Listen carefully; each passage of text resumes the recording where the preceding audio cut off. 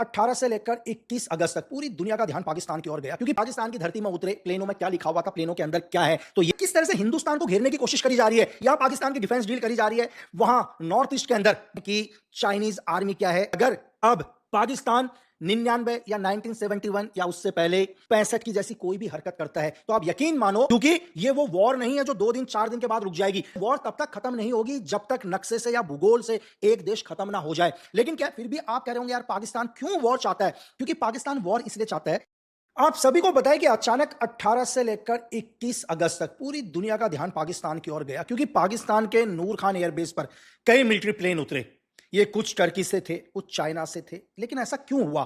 क्यों ये अचानक मिलिट्री प्लेन पाकिस्तान की धरती में गए? इन प्लेनों में क्या क्या था ये अभी तक दुनिया के सामने नहीं है, लेकिन हम इसका पूरा खुलासा करेंगे। लेकिन ये क्यों हुआ वो भी मैं आपको बताने की कोशिश करता हूं। तक सबसे क्या है, तुर्की की एक जगह अंकारा, अंकारा से एक प्लेन उड़ता है A400M, यानी कि एक मिलिट्री प्लेन। इस प्लेन के ऊपर पता है क्या लिखा हुआ था? इस प्लेन के ऊपर लिखा हुआ था कि बहुत सारी दवाइयां जा रही हैं, मेडिसिन जा रहे हैं। जो पेपर्स बने थे वो भी क्या था? मेडिसिन थे, यानी कि मिलिट्री हेल्प कर रही है पाकिस्तान के उन लोगों को जिनको दवाइयों की जरूरत है। आपको पता है कि पाकिस्तान में गृह युद्ध जैसी सिचुएशन चल रही है। आपको बलोच का मैटर पता है, आपको पीओके का मैटर पता है, आपको अफगानिस्तान और पाकिस्तान का लगातार वॉर चल रहा है। तो ये प्लेन क्या होता है, सीधे नूर खान एयरबेस पर उतरता है। सेम प्लेन के ऊपरी हिस्से में दवाइयों के डब्बे रखे हुए थे बहुत सारे, लेकिन नीचे नीचे दवाइयां नहीं थी। नीचे क्या थी? TB3 ड्रोन के बॉक्स रखे हुए थे। कह रहे हैं कि 4 बड़े बड़े डब्बे रखे हुए थे। अब TB3 ड्रोन क्या यार?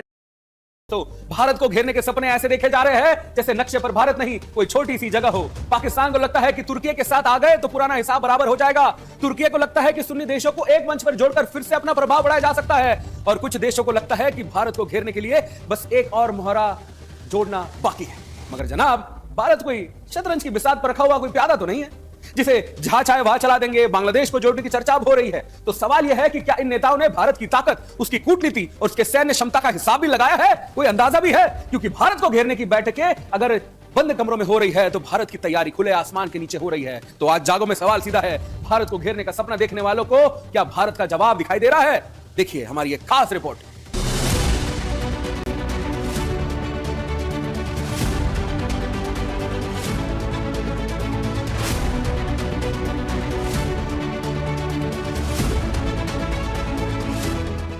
चर्चा है कि बांग्लादेश को सुन्नी नेटो में लाने की तैयारी चल रही है। क्या ऐसा संभव है? और अगर ये ऐसा हो जाता है तो ये भारत के लिए कितना बड़ा खतरा है? क्योंकि खबर ये आ रही है कि खलीफा एर्दोगन भारत को घेरने के लिए हर वो चाल चल रहा है जो उसे सुन्नी मुल्कों का मसीहा बना सके। खलीफा एर्दोगन को लगता है कि आज भी दुनिया पर शासन कर सकता है। इसी के तहत वो सभी सुन्नी मुल्कों को अपने साथ जुड़ने का लालच दे रहा है। मगर वो भूल गया है कि भारत ने भी उसे घेरने के लिए साइप्रस और आर्मेनिया को हथियार देने शुरू कर दिए हैं। लेकिन तुर्की की इस चाल पर आज हम बात करते हैं। जी हाँ, पाकिस्तान, दूसरी तरफ तुर्की और इनके बीच अब सऊदी अरब का नया सैन्य समझौता, जिसे दुनिया में सुन्नी नाटो के नाम से चर्चा मिल रही है। सवाल यह है कि इस नए मुस्लिम सुरक्षा गठजोड़ का अगला दरवाजा क्या बांग्लादेश हो सकता है? क्योंकि बांग्लादेश और तुर्की के बीच सैन्य संबंध तेजी के साथ बढ़ रहे हैं। बांग्लादेश के सेना प्रमुख हाल ही में तुर्की पहुंचे। वहाँ रक्षा उद्योग, हथियारों और सैन्य तकनीक का निरीक्षण किया। दोनों देशों के बीच रक्षा सहयोग को नए स्तर पर ले जाने की बात हो रही है। और इसी समय तुर्की, पाकिस्तान और सऊदी अरब ने मक्का संयुक्त रक्षा समझौता किया है। इस समझौते में सामूहिक रक्षा की व्यवस्था है, यानी एक सदस्य पर हमला बाकी सदस्यों के लिए भी सुरक्षा का विषय बन सकता है। तुर्की ने साफ संकेत दिया है कि भविष्य में दूसरे देश भी इस व्यवस्था से जुड़ सकते हैं। तो क्या बांग्लादेश अगला देश हो सकता है? रणनीतिक संपर्कों की भारत के लिए चुनौती इसलिए भी बड़ी है क्योंकि पाकिस्तान पहले से ही भारत का प्रतिद्वंदी है और अब तुर्की भी पाकिस्तान के साथ मिलकर लगातार सैन्य सुरक्षा को मजबूत कर रहा है। लेकिन भारत को घबराने की नहीं, लेकिन सतर्क रहने की जरूरत जरूर है। भारत को बांग्लादेश के साथ अपने रणनीतिक, आर्थिक और सीमा सुरक्षा संबंधों को मजबूत करना होगा। पूर्वोत्तर की सुरक्षा को और अभेद्य बनाना होगा।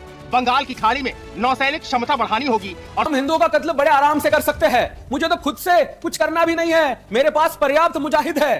बांग्लादेश के सार्वजनिक रैली में अलकायदा का आतंकी हारून इजहार खुलेआम उगल रहा है जहर। अल्पसंख्यक हिंदुओं के खिलाफ ऐसी जहरीली सोच पर संयुक्त राष्ट्र संघ के चुप रहता है। इस पर भारत में विपक्षी दल के हिंदू ही माइनॉरिटी के नाम पर भारत की सरकार पलटने लगते हैं।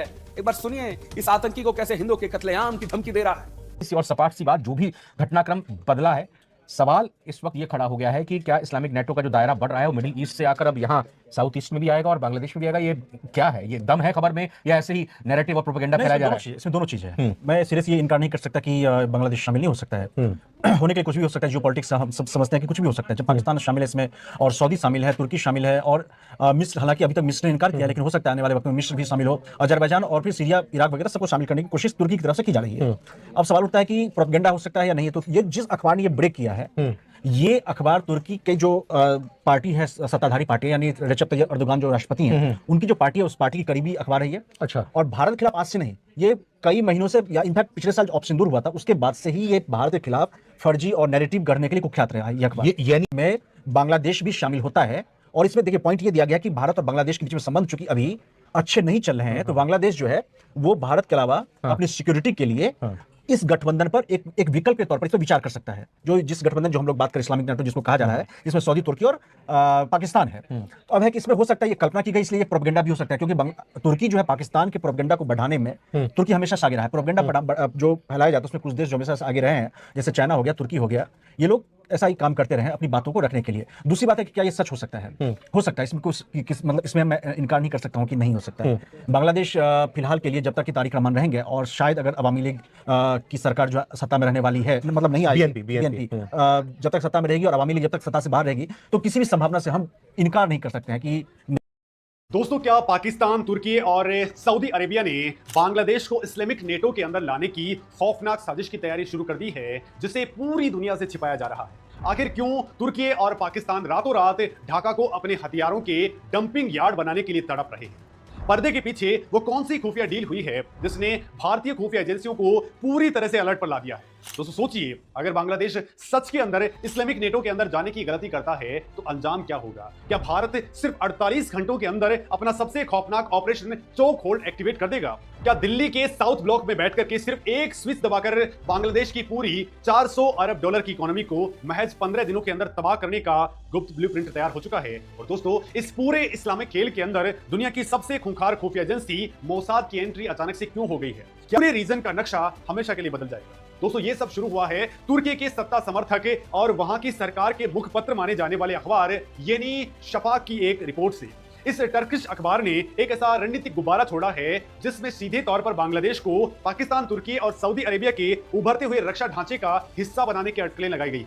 दोस्तों, दुनिया इस नए ढांचे को दबी जुबान के अंदर इस्लामिक नेटो कह रही है। अखबार ने बड़ी ही चालाकी से इसे फिलहाल एक काल्पनिक परिदृश्य बताया है, लेकिन कूटनीति की दुनिया के अंदर कोई भी बात हवा में नहीं उछाली जाती है। इसके पीछे गहरे संदेश, खुफिया मंसूबे छिपे होते हैं। दोस्तों, अगर हम इस पूरे परिदृश्य का विखंडन करें तो ये सिर्फ एक रक्षा समझौता नहीं है, बल्कि भारत को चारों तरफ से घेरने की एक बहुत बड़ी इस्लामिक रणनीति की बिसात है, जिसे 7 अगस्त 2026 के अंदर सऊदी अरेबिया, पाकिस्तान और तुर्की के बीच हुए ऐतिहासिक मक्का ज्वाइंट डिफेंस एग्रीमेंट से ताकत मिल रही है। दोस्तों, इस समझौते का एक ही सिद्धांत है, एक पर हमला, सभी पर हमला। लेकिन सवाल यह है कि जिस देश की इकोनॉमी भारत के बिना कोमा में जा सकती है, क्या वो ऐसी आत्मघाती भूल करेगा?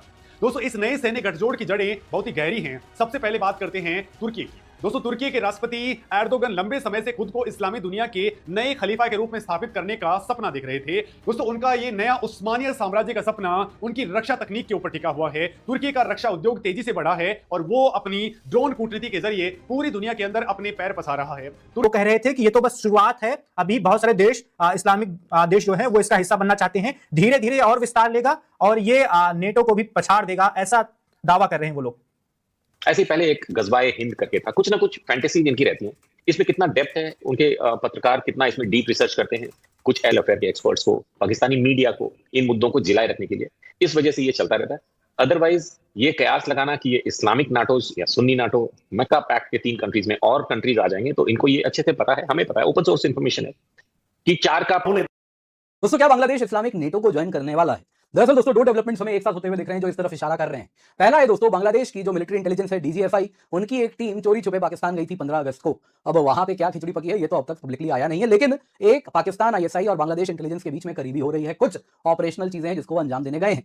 दूसरी ओर अगर आप देखें तो तारिक रहमान को, जी हां, भारत से न्योता आया जिसको उन्होंने रिजेक्ट किया, लेकिन अब सऊदी क्राउन प्रिंस MBS ने भी उनको बुलाया है सऊदी बुला रहे हैं। दोस्तों मत भूलिएगा, सऊदी में ऐसे ही मक्का पैक्ट अचानक से साइन किया गया था। अटकलें लग रही थी कि पाकिस्तान सऊदी को एक्सपेंड किया जाएगा जो डिफेंस कोऑपरेशन है, लेकिन जिस दिन साइन हुआ था उसके एक दिन पहले तक भी मीडिया में नहीं मालूम था। आपको याद होगा, मैंने सुबह सुबह जब रॉयटर्स में न्यूज आया तब बताया कि आज साइन होने वाला है और शाम को वो साइन हुआ था। तो क्या कुछ वैसा ही होने वाला है, क्योंकि टर्किश मीडिया भी कुछ उसी तरफ इशारा कर रही है।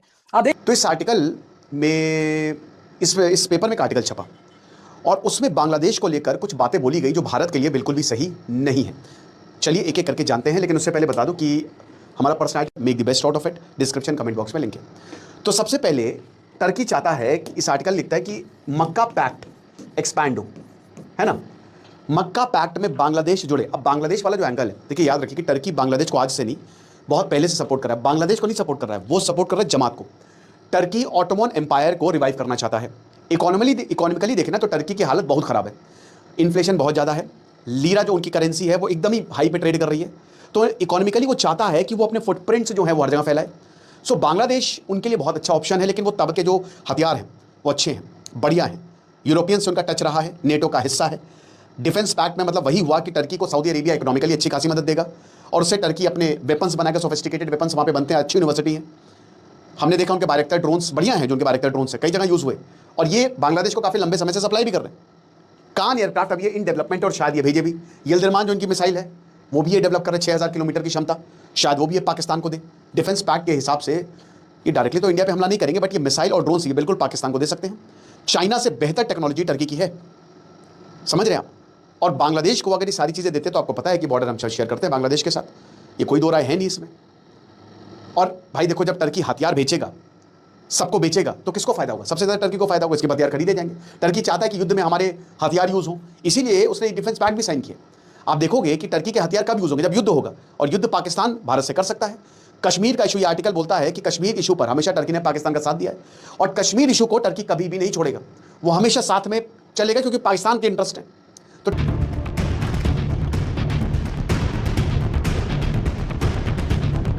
मिडिल ईस्ट की बदलती भू राजनीति में बांग्लादेश को लेकर एक नई बहस शुरू हो गई है।